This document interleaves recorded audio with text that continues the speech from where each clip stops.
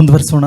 ಮುಂದೆ ವಿದ್ವಾನ್ ಸಂಪಗೋಡು ವಿ.ಎಸ್. ವಿಘ್ನರಾಜ್ ಅವರು ಜೊತೆಯಲ್ಲಿದ್ದಾರೆ. ಸರ್, ನಿಮ್ಮ ಅಪಾರವಾದಂಥ ಸಾಧನೆಗೆ ಒಂದು ನಮಸ್ಕಾರಗಳನ್ನ ತಿಳಿಸ್ತಾ ವೇದಿಕೆಯಲ್ಲಿ ವಿಶೇಷ ಪ್ರಶಸ್ತಿಯನ್ನು ಕೂಡ ಪಡೆದಿದ್ದೀರಾ. ನಿಮ್ಮ ಮಾತುಗಳನ್ನು ಕೇಳೋದಕ್ಕೆ ಬರಮಾಡ್ಕೊಳ್ತಾ ಇದ್ದೀನಿ ಸರ್.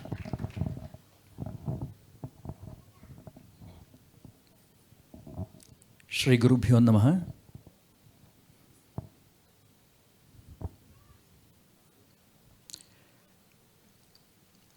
ಭಾವನೆಗಳ ಮಹಾಪೂರ ಹರಿದಾಗ ಮಾತು ಮೌನ ಆಗುತ್ತೆ ಅಂತ ಯಾರೊಬ್ಬರು ಮಹನೀಯರು ಕೇಳಿದ್ದೆ.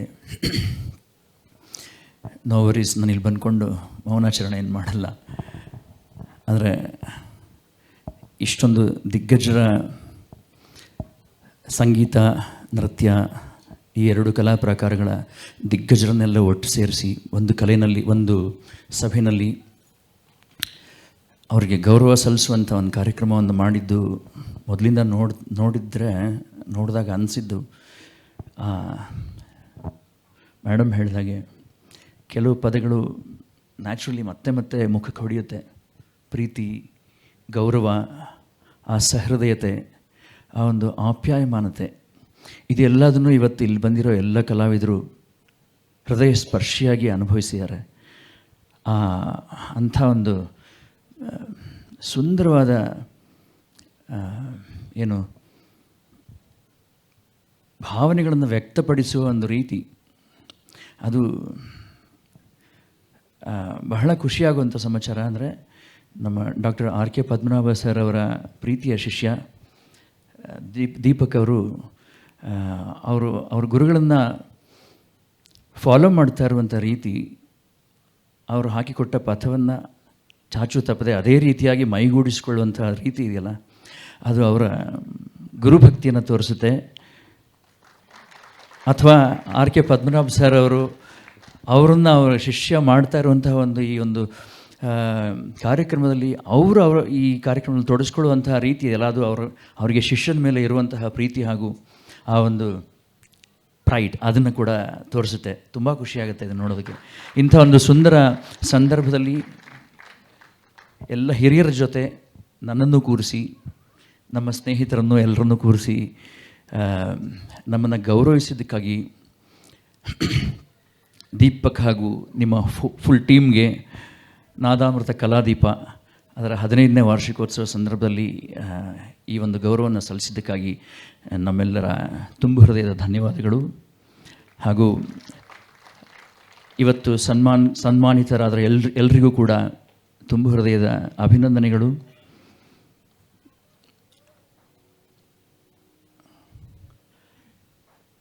ಯಾವುದೇ ಕಲಾವಿದನಿಗೆ ಎಲ್ಲರೂ ಹೇಳಿದ ಹಾಗೆ ಸನ್ಮಾನಗಳು, ಗೌರವ, ಇದೆಲ್ಲದು ಯಾರು ನನಗೇನೋ ಒಂದು ಸನ್ಮಾನ ಯಾರೋ ಮಾಡಬೇಕು, ಕರೆದುಬಿಟ್ಟು ಗೌರವ ಸಲ್ಲಿಸಬೇಕು ಅಥವಾ ಇನ್ನೇನೋ ಪ್ರಶಸ್ತಿ ಕೊಡಬೇಕು ಅಂತ ಅಂದ್ಕೊಂಡು ಬಹುಶಃ ಯಾರೂ ಕಲಾವಿದರಾಗೋಲ್ಲ.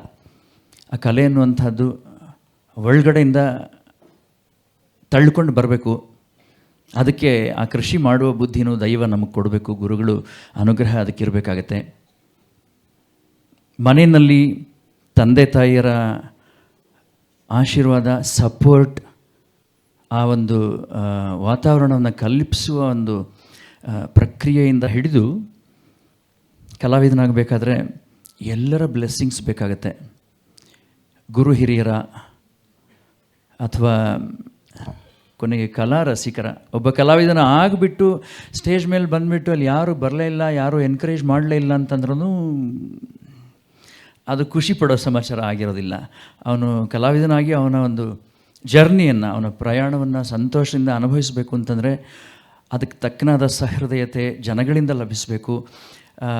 ತಿಳಿದವರಿಂದ ಅದಕ್ಕೆ ಮಾರ್ಗದರ್ಶನ ಆಗಲಿ ಅಥವಾ ಸಪೋರ್ಟ್ ಆಗಲಿ ಎಲ್ಲದೂ ಸಿಗಬೇಕಾಗತ್ತೆ.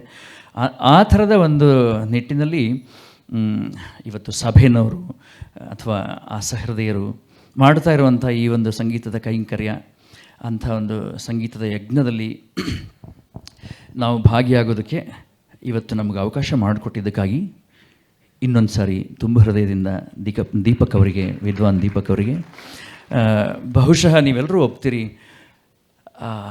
ನಾನಂತೂ ಈ ಥರದೊಂದು ಸನ್ಮಾನಕ್ಕೆ ಮುಂಚಿನ ಸ್ವಾಗತ ಭಾಷಣ, ಈ ರೀತಿಯ ಒಂದು ಸ್ವಾಗತ ಭಾಷಣ ನನ್ನ ಲೈಫಲ್ಲಿ ನಾನು ನೋಡಿರಲಿಲ್ಲ. ಅಫ್ಕೋರ್ಸ್ ನಮ್ಮ RKP ಸರ್ ಅವರು ಹಾಕಿಕೊಟ್ಟ ದಾರಿ ಅದು.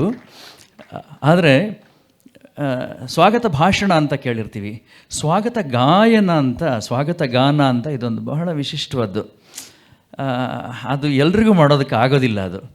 ಅದಕ್ಕೆ ಸ್ಫೂರ್ತಿಯೂ ಬೇಕು, ಆ ಥರದ ಮನೋಭಾವನೆಯೂ ಬೇಕು. ಇದು ಹಿರಿಯರೊಬ್ಬರು ಹೇಳ್ತಾರೆ, ಸ್ವಾಭಿಮಾನವ ಬಿಟ್ಟು ಜನರೊಡನೆ ಬಾಳು, ಅಭಿರಾಮ ಭಿಕ್ಷುವಿನ ವಚನ ಇದು ಕೇಳು ಅಂತ. ಅಲ್ಲಿ ತಂದೆ ಗುರು ಹಿರಿಯರನ್ನು ಗೌರವದಿ ನೋಡು, ಹಿಂದೆ ಸದ್ವರ್ತನೆಯ ಪಾಠ ಶುರು ಮಾಡು, ಹಿಂದಿನದ ಕ್ಷಮಿಸೆಂದು ದೇವರನ್ನು ಬೇಡು, ಮುಂದೆ ತಪ್ಪದೆ ನಡವ ಭರವಸೆ ನೀಡು. ಹೀಗೆಲ್ಲ ಒಳ್ಳೊಳ್ಳೆಯ ಒಂದು ಹಿತವಚನಗಳನ್ನು ಹೇಳಿಬಿಟ್ಟು ಕೊನೆಯಲ್ಲಿ ಈ ಮನುಷ್ಯನಿಗೆ ಏನು ಮಾಡಿದ್ರೂ ನಾನು ನಾನು ನಾನು ಅಂತ ಹೇಳುವಂಥದ್ದು ಯಾವುದೋ ಒಂದು ಹಂತದಲ್ಲಿ ಆವರಿಸ್ಕೊಳ್ಳೋ, ಆ ಮಾಯೆ ಆವರಿಸ್ಕೊಳ್ಳೋ ಒಂದು ಸಂದರ್ಭ ಇರುತ್ತೆ. ಅದಕ್ಕೆ ಅದು ಯಾವುದೇ ರೀತಿ ತಾಗಿಸ್ಕೊಳ್ಳದೇ ಇರಲಿ, ಆ ನೆಗೆಟಿವಿಟಿನ ತಾಗಿಸ್ಕೊಳ್ಳದೇ ಇರಲಿ ಅಂತ ಹೇಳೋದ್ರಿಂದ ಸ್ವಾಭಿಮಾನವೇ ಬಿಟ್ಟು ಮೊದಲು ಜನರೊಡನೆ ಬಾಳು, ಎಲ್ಲರಲ್ಲಿ ಎಲ್ಲರೊಳಗೂ ಒಂದಾಗು ಮಂಕುತಿಮ್ಮ ಅಂತ DVG ಕೂಡ ಒಂದು ಕಡೆ ಹೇಳ್ತಾರೆ. ಸೊ ಅದನ್ನು ಈ ರೀತಿಯ ಒಂದು ಕಾರ್ಯಕ್ರಮದಲ್ಲಿ ಅವರ ಭಾವನೆಗಳನ್ನು ಈ ರೀತಿ ವ್ಯಕ್ತಪಡಿಸಬೇಕು ಅಂತ ಹೇಳಿದ್ರೆ ಹೃದಯ ತುಂಬ ಸ್ವಚ್ಛವಾಗಿರಬೇಕು. ಇದನ್ನು ಸುಮ್ಮನೆ ಏನೋ ಡ್ರಾಮಾ ಮಾಡೋಕ್ಕಾಗಲ್ಲ. You can't pretend to be very humble and very appreciative. So ಅದಕ್ಕೆ ಇನ್ನೊಂದು ಸಾರಿ ನಾವು ತುಂಬ ಹೃದಯದ ಧನ್ಯವಾದಗಳು, ಅಭಿನಂದನೆಗಳು. ತುಂಬ ಒಳ್ಳೆಯ ಕೆಲಸ ಮಾಡಿದ್ರಿ. ನಿಮ್ಮ ನಾದಾಮೃತ ಕಲಾದೀಪ 15 ವರ್ಷ ಆಗಿದೆ, 150 ವರ್ಷ, ಅದಕ್ಕೆ ಇನ್ನೊಂದು 0 ಸೇರಲಿ ಅಂತ ನಮ್ಮ ಮಿತ್ರರು ಹೇಳಿದಾಗೆ 150 ವರ್ಷಗಳು ಕೂಡ ಬೆಳೀಲಿ ಅಥವಾ ಹೀಗೆ ಮುಂದುವರಿತಾ ಇರಲಿ. ಅವರ ಶಿಷ್ಯಕುಲ ನೋಡಿನೂ ಬಹಳ ಖುಷಿಯಾಯಿತು. ಎಲ್ಲ ಚೋಟುಸಿಂದ ಹಿಡಿದು ದೊಡ್ಡವರವರೆಗೂ ಚಿಕ್ಕ ಮಕ್ಕಳನ್ನ ಒಬ್ಬರಿಬ್ಬರನ್ನು ಡೀಲ್ ಮಾಡೋದೇ ಬಹಳ ಕಷ್ಟದ ಕೆಲಸ. ನಾನು ಮಕ್ಕಳಿಗೆ ಪಾಠ ಹೇಳೋದ್ರಿಂದ ನನಗೆ ಅದರದ್ದು ಅರಿವಿದೆ. ನೋಡಿದ್ರೆ ಇಲ್ಲಿಂದ ಫುಲ್ ಇಷ್ಟು ಜಾಗ ತುಂಬ್ಕೊಳ್ಳೋದ್ರೆ ಒಂದು 50-60 ಜನ ಈ ಸೈಜಿನ ಮಕ್ಕಳನ್ನು ಕೂರಿಸ್ಕೊಂಡು ಪಾಠ ಹೇಳಬೇಕು ಅಂತ ಹೇಳಿದ್ರೆ ಯಾವ ಲೆವೆಲ್ ಪೇಷನ್ಸ್ ಬೇಕು, ಯಾವ ಲೆವೆಲ್ ಒಂದು ಏನು ಸಂಗೀತ ಕಲ್ತ್ಕೊಂಡು ಮುಂದೆ ಉದ್ಧಾರ ಆಗ್ಬೋದು ಗೊತ್ತಿಲ್ಲ. ಈ ಬಂದಿರೋ ಚಿಕ್ಕ ಮಕ್ಕಳು ಯಾರ್ಯಾರು ಏನೇನು ಲೆಜೆಂಡ್ಗಳಾಗ್ತಾರೋ ಗೊತ್ತಿಲ್ಲ. ಸೊ ಅದಕ್ಕೆ ಈ ಥರ ಒಂದು ಒಳ್ಳೆಯ ಸಹೃದಯ ಹಾಗೂ ಸಂಸ್ಕಾರಯುತವಾದ ಒಂದು ಬುನಾದಿಯನ್ನು ಹಾಕ್ಕೊಡ್ತಾ ಇದ್ದಾರೆ. ಅದಕ್ಕೂ ಕೂಡ ನಮ್ಮ ಅಪ್ರಿಸಿಯೇಷನ್ ಇದೆ ಅವರಿಗೆ. ಇಷ್ಟು ಹೇಳಿ ನನ್ನ 2 ಮಾತುಗಳನ್ನು ಮುಗಿಸ್ತೀನಿ. ಧನ್ಯವಾದಗಳು, ನಮಸ್ಕಾರ.